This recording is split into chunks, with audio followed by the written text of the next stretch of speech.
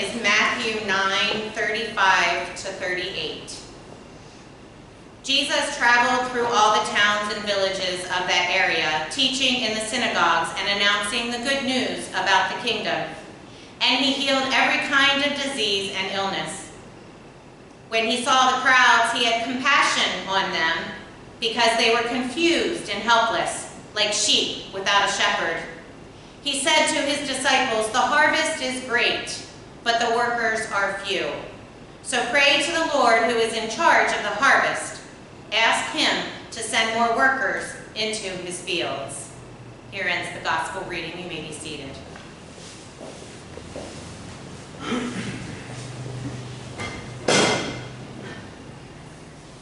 So for today's message, I have asked Ashley London to do her testimony. She had sent it to me last fall when we talked about having a women's retreat, but we haven't had that yet. And it kind of fell into what we were talking about today. So I asked her if she could please come up and share her testimony.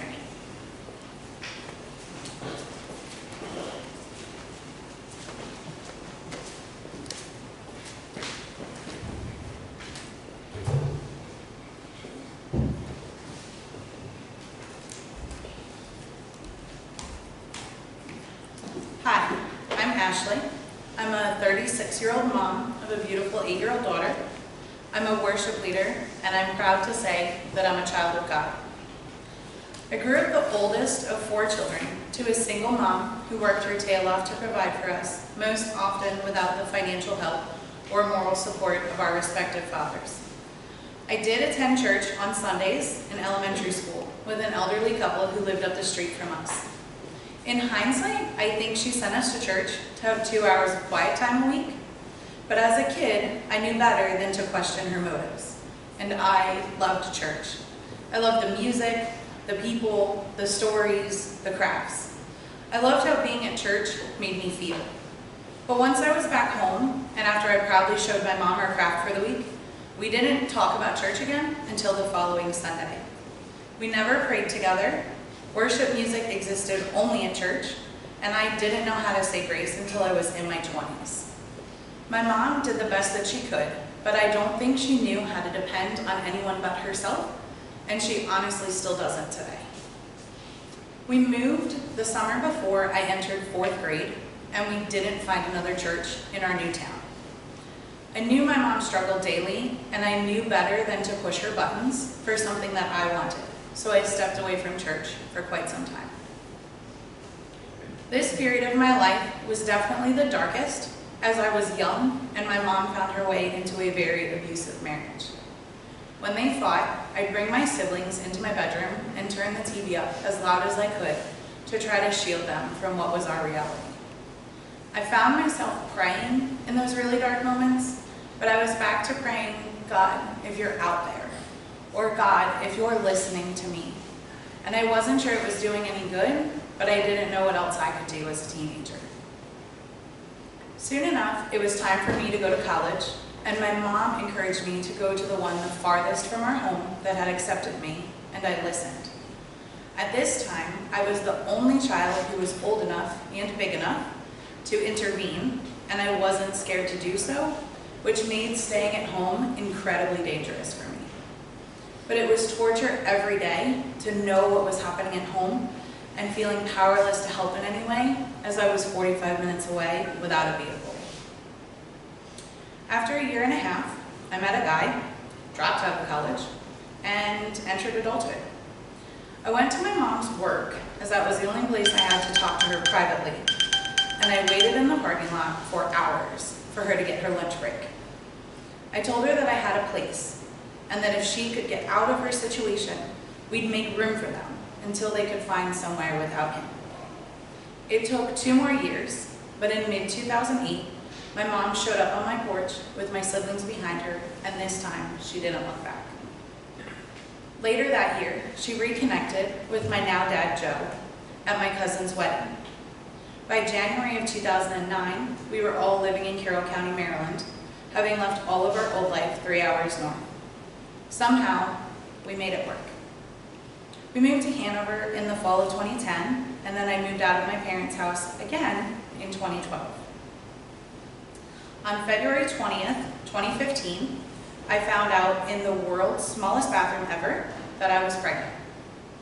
I was in a long-term relationship, but I wasn't sure of anything in that moment aside from the fact that I was going to be a mom, and I didn't know how we were going to make it work, but that we'd figure it out.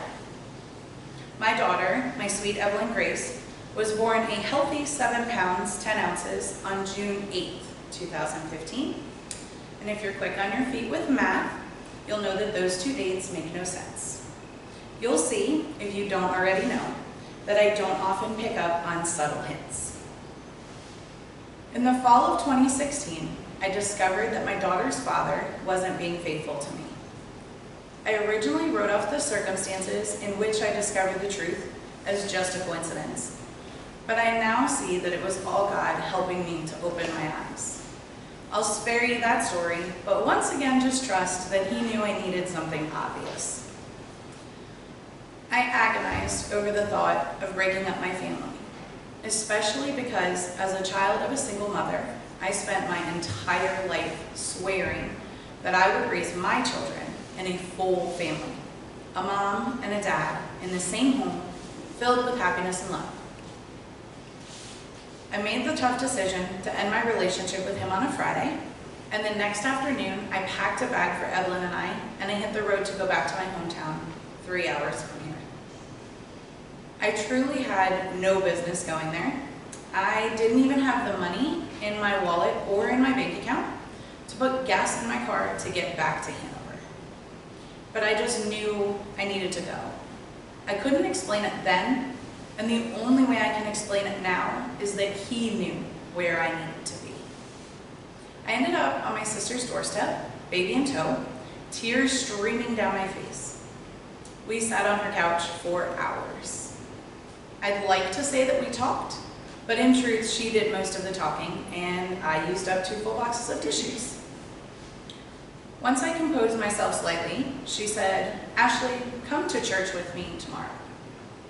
We argued back and forth for a while. I did not want to go to church, especially not after having cried for the past umpteen hours.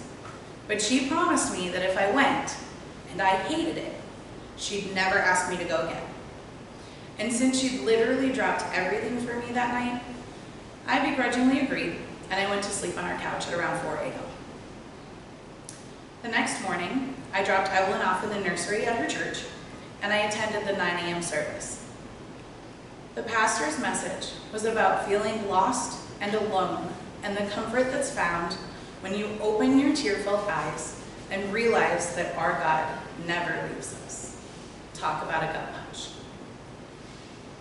At the end of the service, they closed with, "Great are you, Lord," and I found myself, eyes clenched shut, tears once again streaming down my face, arms reached upwards, singing this song at the top of my lungs. It made no sense. I didn't go to church. I didn't know this song, and there's no way I could have read the lyrics on the screen with my eyes drowning and closed so tight. But there I stood, trusting in something so much bigger than myself and not understanding what inside me had changed. As I walked to the back of the church to go pick up Evelyn, a man stopped me. He took my hand and he told me that during the service, God had spoken to him. He said that God told him that I specifically needed prayer and that I needed to know that people were praying for me. Then he slid a $20 bill into my hand and he said, "If you need to spend this on bills, do it, but I'd like to see you spend this on something that brings your heart joy." I thanked him and told him that his kind words and continuing prayer were more than enough for me, but he insisted I take the money, and he tucked it into the diaper bag that was slung over my shoulder. I thanked him profusely, once again wiped my tears, took a deep breath, and went to go get Evelyn. I laid her on the changing table, and I dug into the bag for a diaper and wipes, and as I pulled them out, the money came with it. And there on the floor of the nursery was not 120, but 5. Again, it made no sense, But now I had the cash to get back to my life and figure things out. And again, I burst into tears. I left the church shaking and struggling to breathe. And as I sat in my car in the parking lot, trying to compose myself, I replayed the man's words in my head, and I thought, what brings me joy? And I was answered by a giggle from my backseat. So at 11 a.m., I drove us to the local dairy farm, and we had ice cream for breakfast. I took a selfie of Evelyn and I, ice cream cones in hand, and then I drove to Walgreens. I printed our picture, bought a blank inside card, and poured my heart out to a stranger. Before I got on 81 South, I stopped by my sister's again, and I asked her who the man was. She said she didn't know him.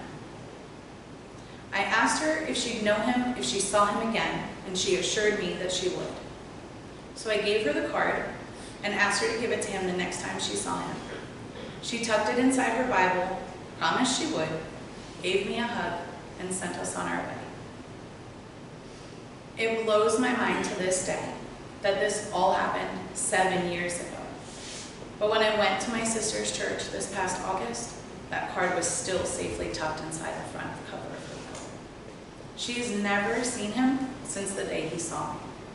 But every time I see her Bible, she silently opens the front cover and shows me the plain light yellow envelope.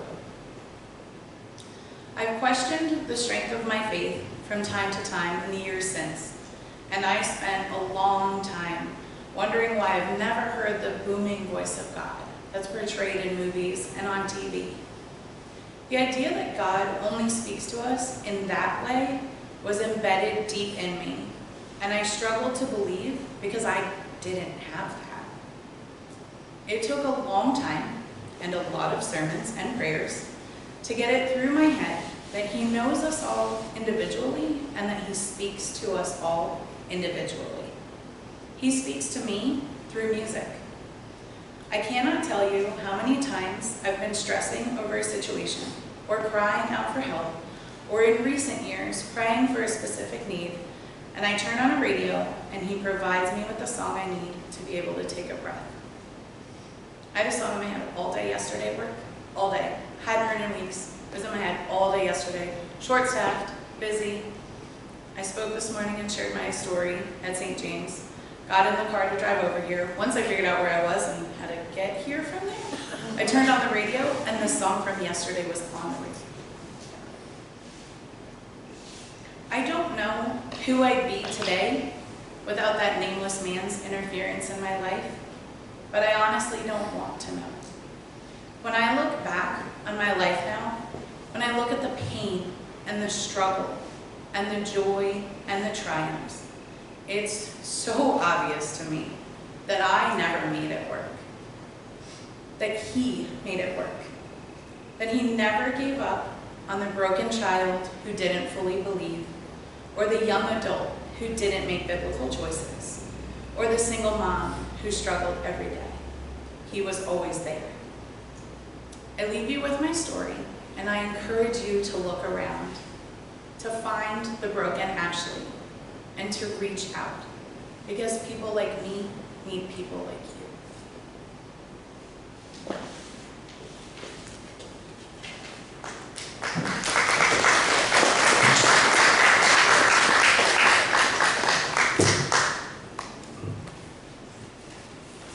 Crazy, isn't it? I mean, people's stories are so different, so different. But I want to leave with you guys that word of being a worker and knowing, because that's what our scripture was about today. The harvest is great, as Jesus said, and the harvest are people. And we need to speak into people. And God may not, like she said, be a booming voice. I mean, God talks to everybody different ways. He talks to me in the middle of the night. Usually I'll wake up and go, oh, thanks God for that little message, or whatever.